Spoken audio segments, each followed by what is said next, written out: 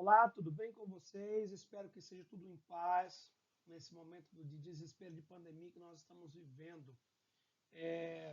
Nós estamos aqui hoje para poder falar sobre educação física adaptada para o lesado medular. Nós já temos o vídeo anterior que falou um pouquinho sobre o que é a lesão medular. Se você não assistiu essa aula, volta lá, assiste a aula do dia 27/4, tá? Que vai estar disponível para vocês lá.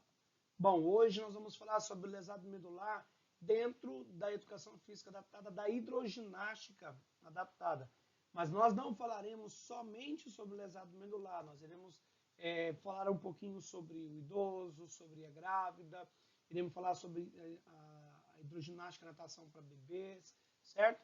Então vai ser um vídeo realmente que vai abordar a atividade adaptada dentro do ambiente aquático aqui com vocês hoje.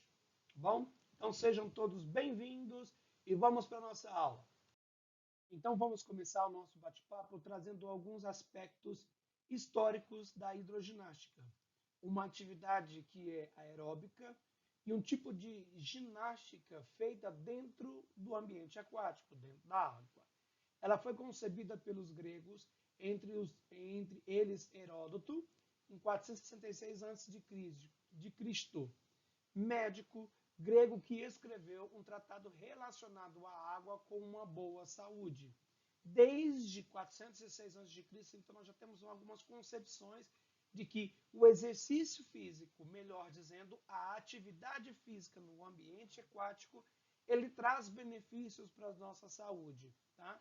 E a partir dessas publicações de Heródoto, de 466 a.C., alguns países como Alemanha, Inglaterra, Estados Unidos utilizam e utilizavam e utilizam até hoje a hidroginástica como meio de terapia. Inclusive, ela foi usada durante a Primeira Guerra Mundial, certo? Na Alemanha e na Inglaterra também faziam hidroginásticas em um alento para as pessoas com lesões e traumas.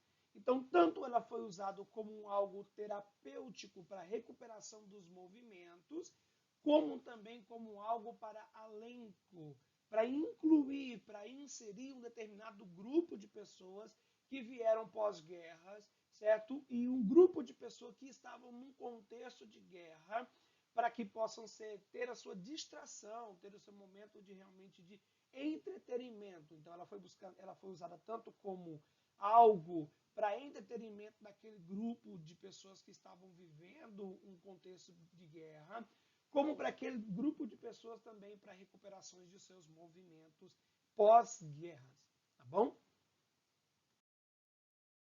Já no Brasil, a gente tem uma outra visão. A partir de 1970, chegou no Brasil, a princípio ela foi muito praticada para uma forma de recuperação de pessoas que sofreram lesões durante exercícios físicos e durante o esporte. Finalmente, em 1980, como uma atividade física realmente abrindo para todos. Então, ele traz muito mais, em 1970, uma atividade física com fins terapêuticos, e o pessoal da fisioterapia vai conhecer muito mais sobre essas questões da hidroginástica, e aí essas lesões de pessoas que tinham acontecido durante os exercícios físicos, durante uma atividade física, pessoas que sofreram lesões também em acidentes e tudo mais, em outras regiões, em outras ocasiões também, vinha-se então para a hidroginástica como algo, como o recuperar dos movimentos, da motricidade dessas pessoas dentro do ambiente aquático. Isso acontece no Brasil por volta de 1970. E só em 1980 que há uma difusão, realmente uma propagação maior de toda essa questão da hidroginástica brasileira, né? Bom, quando nós falamos sobre a hidroginástica, a grande maioria de pessoas às vezes pensam na hidroginástica com fins terapêuticos, como também somente o profissionais de fisioterapia, mas na verdade nós também profissionais da educação física estamos inseridos nesse grupo da hidroginástica como uma atividade física e não com um fim fisioterapêutico, tá bom? De terapias, certo? E aí, dentro da atividade física, existem as questões terapêuticas, psicológicas, Existem as questões terapêuticas de inserção social, existem as questões terapêuticas também na motricidade, mas não tem um fim, um foco como se tem dentro da fisioterapia, da recuperação do movimento como uma atividade específica, com um grupo específico ou com uma pessoa apenas nas suas terapias, ok? Dentro dessa visão do trabalho do professor de educação física, do profissional de educação física, as aulas de ginástica, que geralmente são coletivas, ao som de uma música, certo? Ela passa por uma utilização também de alguns acessórios. Então, o professor começa a sua aula com uma música, e aí é interessante que o professor esteja atento, porque ela vai ter uma crescente, começa uma música bem suave, depois vai um pouquinho mais badalada, um pouquinho. O grande erro que se tem hoje na atividade física da hidroginástica, principalmente nos hotéis, clubes, que se tem hidroginásticas como uma atividade física de entretenimento e não como uma atividade física para melhorar o condicionamento físico, como uma aula de hidroginástica, é que às vezes os profissionais, os professores, que geralmente são professores de educação física da área da dança e da coreografia, vão lá e fazem toda aquela coreografia e o pessoal que está dentro da piscina fazendo a aula não consegue acompanhar. Então é um dos grandes erros que acontecem. Então a hidroginástica como um meio de lazer e recreação é diferente da aula de hidroginástica específica, tá bom? Para a aula de hidroginástica específica, para uma atividade física, de melhora de condicionamento físico, de melhorar a questão da vida do indivíduo, tanto psicológico como físico, existem alguns instrumentos que são usados pelo professor de educação física. Dentre esses instrumentos, nós temos a prancha, a caneleira, a luva, o flutuador, os halteres flutuantes, os bastões, as bolas e outros que podem ser confeccionados pelo profissional de educação física junto com a sua turma, tá bom? Com material reciclável, com algo que ele tem ali como um elemento que proporcione esse momento de interação na atividade que está sendo desenvolvido dentro da hidroginástica. Bom, os benefícios da hidroginástica, pessoal, ele traz para nós melhora a questão do desempenho do condicionamento cardiovascular, melhora o desempenho da coordenação motora, sobretudo para o idoso, traz um relaxamento muscular, melhora a postura, fortalece a musculatura, diminui o percentual de gordura no corpo, melhora a respiração, melhora a circulação sanguínea, contribui para o emagrecimento, melhora a flexibilidade, combate o estresse e melhora a qualidade de vida. Então, são esses os benefícios que traz para nós da hidroginástica, sendo desenvolvida em qualquer grupo, mas desde que ela seja também com objetivos e consigam atingir então seus objetivos aí durante a aula de hidroginástica, vão ter esses benefícios para o indivíduo que assim a pratica. Bom, como nós estamos falando sobre a hidroginástica adaptada, nós queremos ressaltar um pouquinho algo que nós falamos na aula passada sobre o lesado medular. O lesado medular, dentro da hidroginástica, você, professor, precisa estar atento com algumas características. A espasticidade, que nós já falamos o que é a rigidez da musculatura onde teve a lesão. Então, é o enrijecimento dessa região onde teve-se a lesão. Então, ele vai perder, ele vai diminuir, vai enrijecer o tônus muscular. A questão da redução da ventilação pulmonar. Então, para a hidroginástica, você precisa estar atento quanto a isso. Por quê? Porque você não pode fazer exercícios muito intensos, muito rápidos, sem ter uma observação de como está o desenvolvimento do seu aluno. Por quê? Porque ele já tem uma redução da ventilação pulmonar, que nós falamos na aula passada. Se você não assistiu, volta lá e assiste sobre a questão da ventilação pulmonar. Outro destaque que eu quero deixar aqui é sobre a questão da termorregularização. A termorregularização, nós temos dentro na nossa pele, nós temos os próprios receptores, que são sensores, que avisam o cérebro como está a temperatura daquela região da sua pele. Se houve uma lesão, se houve uma ruptura, ali onde nós falamos de medula, se houve uma lesão na comunicação entre os neurônios e o cérebro, e o órgão e o membro do seu corpo, o cérebro não vai conseguir ter a leitura de como está a temperatura naquela região. Por isso, professor, você precisa estar atento, porque senão você vai acabar levando o seu aluno a uma hipertermia, certo? Ou a hipotermia, depende de qual é as ações fisiológicas desse aluno. Então, precisa estar atento, tá? As úlceras também, porque nós estamos tratando de um ambiente aquático. E dentro desse ambiente aquático, se nós tivermos feridas abertas, isso pode ser uma porta de entrada para contaminação, para uma infecção.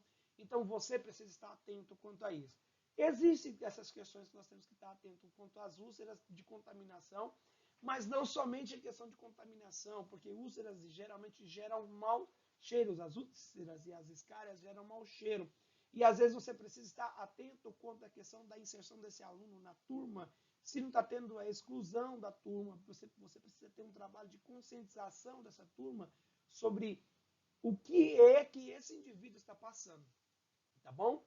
Bom, todos nós já sabemos que quando nós falamos sobre a questão de imergir, de imersão na água, nós já entramos na água e dá aquela vontade de fazer o xixi, de urinar, certo? Então, para o indivíduo que é lesado medular, que ele tem incontingência urinária, você precisa orientar esse indivíduo a fazer, de fato, urinar antes de entrar na água, porque se ele já tem contingência urinária, quando ele entrar na água, ele ainda vai ter mais ainda essa liberação da urina, tá bom?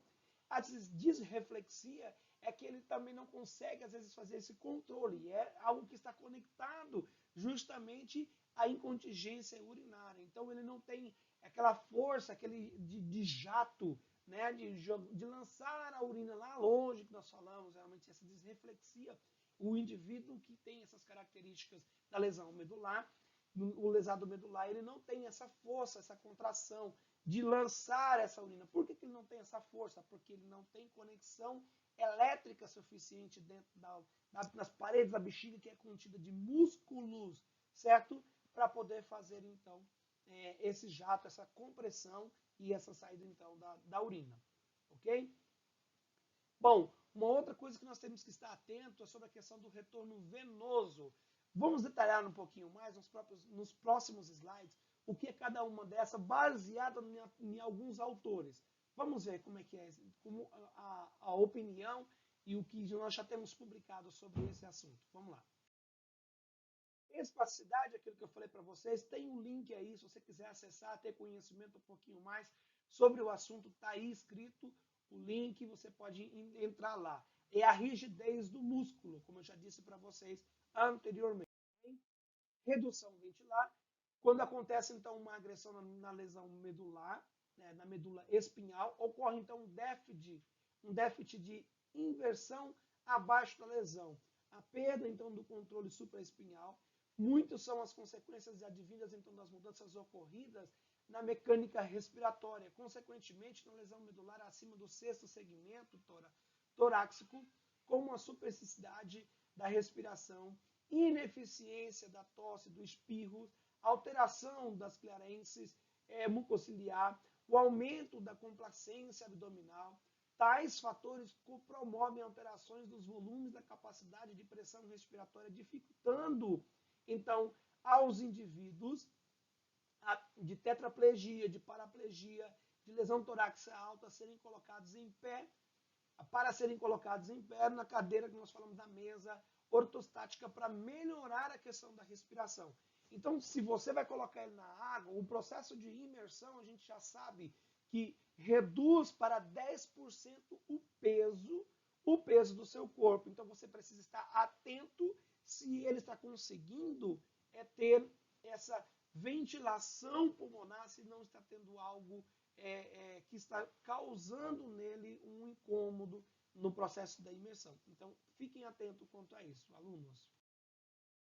A termorregularização, que eu já falei para vocês, o link também está aqui abaixo do artigo publicado falando sobre tal, que é a disfunção no controle da temperatura central dos sistemas que afetam então, todos os indivíduos com lesões medular completa, e as alterações provocadas dependem principalmente da altura da lesão, devido à ausência de sensações térmicas abaixo do nível da lesão, o funcionamento dos mecanismos de resfriamento fisiológicos dos organismos que respondem adequadamente quando requisitados, levando então a um estado de hipertermia, quando o indivíduo é exposto em altas temperaturas ou à prática de atividade física. Tá aí os autores e você tem um link aqui abaixo para poder falar, para poder acessar e ver o que o autor fala sobre tal assunto, ok? Já expliquei esse assunto lá atrás, então eu vou seguindo a slide.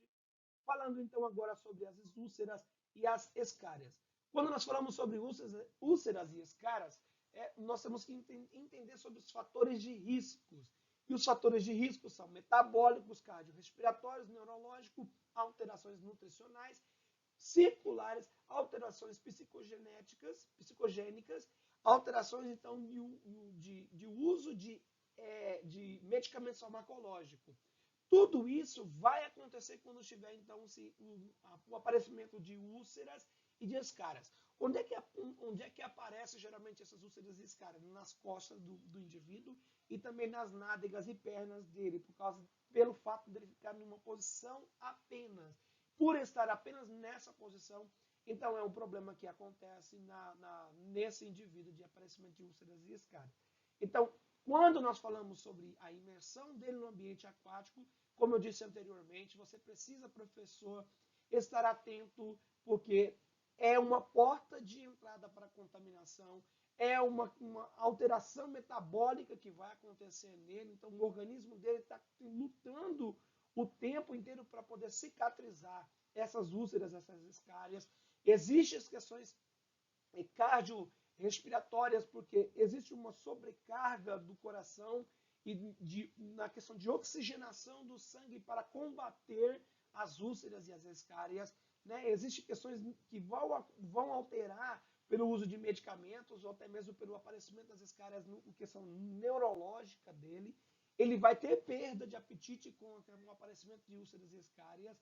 E, além disso, existem as questões psicogênicas, que é justamente aquilo que eu falei sobre os fatores de que ele fica constrangido, com vergonha, não quer se envolver com as pessoas, porque úlceras e escárias dá mau cheiro, gente. Então, nós precisamos estar atentos para lidar com orientação, se precisar indicar para esse indivíduo atendimento psicológico, tá? E é muito mais do que somente inserir ele dentro de uma atividade física.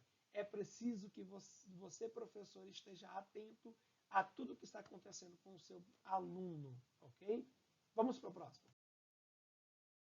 Incontingência urinária, né, nós estamos falando sobre o quê?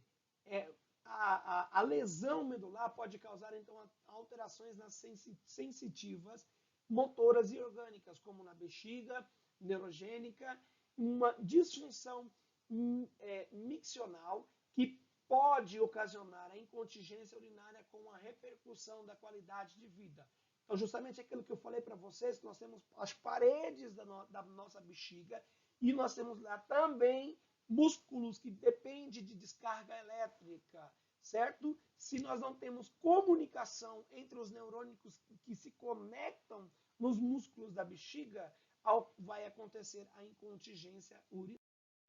E aí isso vai dar aquela liberação de gotículas ou até mesmo uma quantidade maior desse indivíduo. Então, no momento que você imergir, for começar a sua aula com esse indivíduo, você precisa pedir, solicitar, orientá-lo da importância dele estar indo ao banheiro. Por que é importante ir ao banheiro? Gente, nossa urina é conjunto de bactérias, de tudo que o corpo não usa, que nós dizemos que não presta, né? São lançados para fora na urina e nas fezes.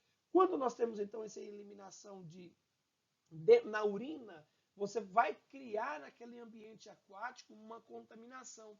E se você tem um indivíduo que não está contaminado, mas não está com úlceras, mas tem um indivíduo que está com úlceras, então esse risco de contaminação para ele é maior.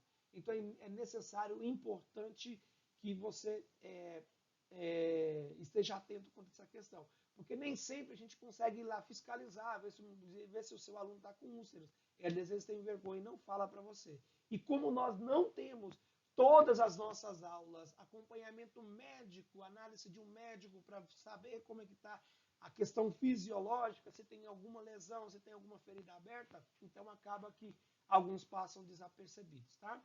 A disreflexia autonômica, é aquilo que eu falei para vocês, a contração muscular maior da urina para poder fazer o jato, que o indivíduo lesado medular às vezes não tem essa contração com maior pressão, para dar aquela pressão. Quando éramos crianças ainda nós fazíamos essa brincadeira, né? Então tá. Então, sobre isso daí, nós temos o prejuízo também das sensibilidades. Por quê? Região afetada é aquela a perda da temperatura, né? Região afetada não tem sensibilidade. Lembra que quando você vê alguns vídeos que vai falar sobre essas questões, o médico faz teste com agulhas para ver se você perdeu a sensibilidade daquela região. Se houve uma lesão no nervo que se faz, um neurônio que faz, você tem um sistema nervoso que faz conexão com o braço ou perna. Então ele vai furando ali, vai para ver se você está tendo uma contração, o reflexo no momento do toque. Então, para esses indivíduos que são lesados medular, a grande maioria onde é afetada, ele não tem essa sensibilidade. A perda dessa sensibilidade vai gerar justamente espasticidade, a perda da temperatura. Então, você precisa estar atento que ele não tem essa sensibilidade para essa região. Tá bom? Vamos para o próximo. Problemas psicossociais, eu já falei ainda há pouco.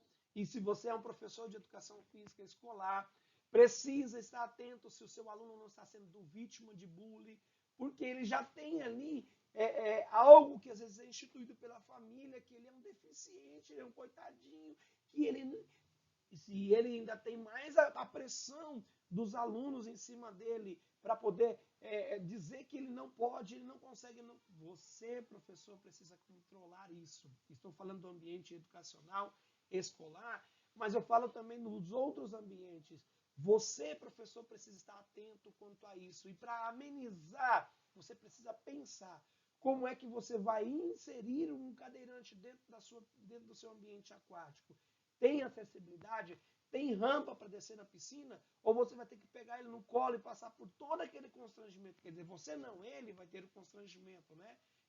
De uma pessoa estar pegando ele no colo para promover a acessibilidade.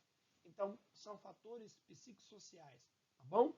Aqui, nós temos aqui, nesse artigo, que foi o quê? O resultado de uma pesquisa que eles fizeram com pessoas de lesados medular. E o resultado traz para nós o seguinte, olha, os resultados de estudos aqui revisados sugerem que um enfrentamento bem-sucedido da lesão medular traumática está mais associado a variáveis ambientais e psicossociais do que variáveis físicas relativas à lesão medular. Então, é muito mais aquele não pode, não consegue, você é um coitadinho, do que uma questão muito mais física. Então, nós precisamos, professores, amenizar esse muro que existe entre o deficiente e a sociedade. Então, depende tão somente de você, professor. Bom, aqui nós temos a tabela que nós falamos no nosso último vídeo de classificação do lesado medular. E essa classificação do lesado medular, se você não sabe ainda como é que faz ela, eu vou dar uma dica bem rápida para a gente finalizar o nosso vídeo. E se você quer aprender mais, vai no vídeo anterior, lá onde nós falamos sobre lesado medular, certo? Para adaptar educação física adaptada para lesado medular. E você vai entender mais sobre essa tabela aí. Vamos lá. Paraplegia, paraparesia, sempre que nós tivermos a terminologia. Plegia é perda total das funções motoras. Paresia, perda parcial das funções motoras. Paraparesia ou paraplegia dos membros inferiores, tá bom? Monoplegia ou monoparesia e apenas um membro, então perda das funções motoras parcial ou total, plegia total, paresia parcial, de um membro. Hemiplegia ou hemiparesia, a hemi é de hemisfério, de um lado, é o caso quando a pessoa sofre um AVC, um acidente vascular cerebral, certo? Hemiplegia, hemiparesia. Hemiplegia, perda total das funções motoras de um hemisfério, paresia, perda parcial das funções motoras de um hemisfério. Triplegia de 3 membros, tri de 3 membros, plegia, perda total e paresia parcial. Tetra, 4 membros, aí você tem tetraplegia e tetraparesia. Então, plegia total e paresia parcial. Além disso, você tem amputação, que é a perda de um membro, certo? Total ou parcial, ou parte de um membro. Nós temos a paralisia cerebral, que é a perda, então, uma lesão nas áreas do sistema nervoso central, tem então como consequência alterações psicomotoras, podendo causar também deficiência mental. E a ostomia, que é a inserção de uma bolsa na região abdominal, que nós falamos então de colostomia e de urostomia. Colostomia, eu sempre brinco com os alunos que é o cocô. Então, de colo. Então, de colo, nós falamos então de colostomia. Colostomia é do intestino. E urostomia da urina, da uretra. Certo? Então, nós estamos aqui relacionando os dois para que vocês entendam a classificação. Ok? Certo, pessoal? Deixa eu ver se eu tenho alguma coisa aqui. Não, obrigado a todos vocês. Eu agradeço você por ter assistido esse vídeo, certo? E espero vocês no próximo vídeo, que nós vamos falar então sobre a educação física adaptada para grávidas e depois nós vamos falar também sobre a educação física adaptada para idosos e a educação física adaptada para bebês, ok? Foi uma satisfação muito grande estar com todos vocês aqui. Eu espero vocês no próximo vídeo. Obrigado a todos e até o próximo.